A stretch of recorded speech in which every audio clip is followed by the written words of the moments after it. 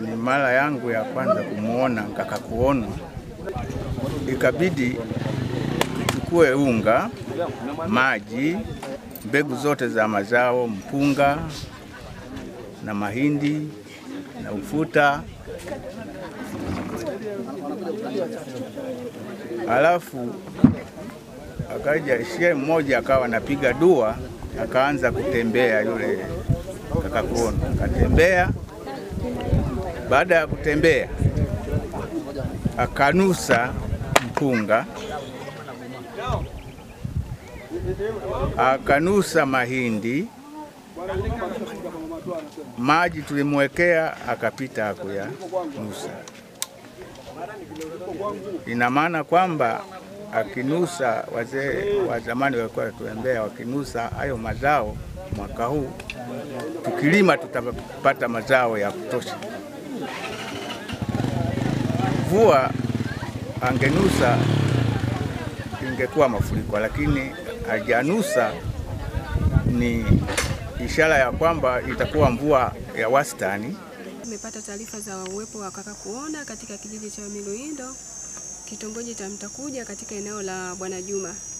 Tunashukuru wananchi wa eneo hili kwa kutupa taarifa ya uwepo wa mnyama huyu, kwani ni mnyama wa wanyamapori ambaye ni nyara ya serikali na ni mnyama ambaye ni hatarishi kutoweka katika mazingira yetu ya uhifadhi. Leo baada ya kuwepo kwa kaka kuona, tulikuja tukamuona, na kama sisi wahifadhi tumemchukua, tumemrudisha katika eneo lake la makazi yake ya kila siku.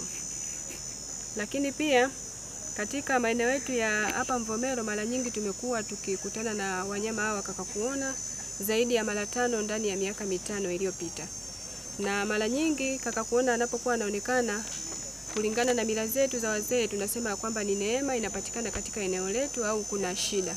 Lakini kwa wilaya yetu ya Mvomero imekuwa ni neema uwepo wa kaka kuona, kama alivyoonekana leo. Amewekewa vitu mbalimbali, lakini vitu alivyovigusa kama maji na silaha, imeonekana kwamba ni neema katika eneo letu. Hatutapata njaa wala tutapata vita. Tumeweka vyakula vya aina mbalimbali ambavyo vinalimwa katika nchi yetu ya Tanzania, ikijumuisha mpunga, mahindi, alizeti, mtama. Tumemwekea maziwa, pia tumemwekea maji. Lakini pia kutokana na hali ya taharuki zinazoendelea katika nchi yetu, pia kwa ushauri wa wazee wetu tuliweka pia silaha ili kuona hii hali ambayo inaendelea, pengine angeweza kuonyesha ishara yoyote kuhusu hivyo vitu ambavyo tumeviweka.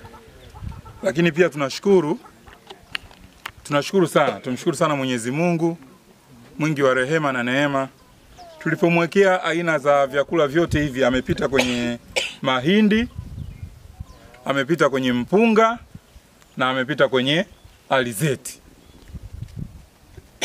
Amepita kwenye mahindi, mpunga na alizeti.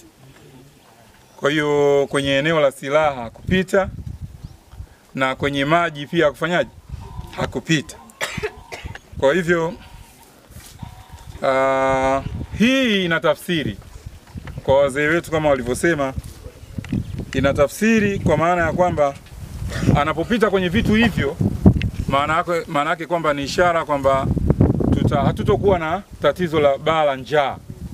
Licha ya kwamba tuna kiwango kidogo cha maji na hali ya mabadiliko ya tabia nchi na hii hali ya ukame, lakini bado tutaendelea kuwa na chakula cha kutosha.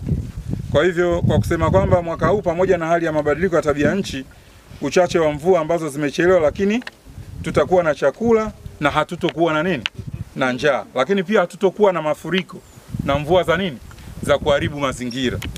Na haya ni mambo ambayo tumearithi kutoka kwa wazee wetu. Kwa hivyo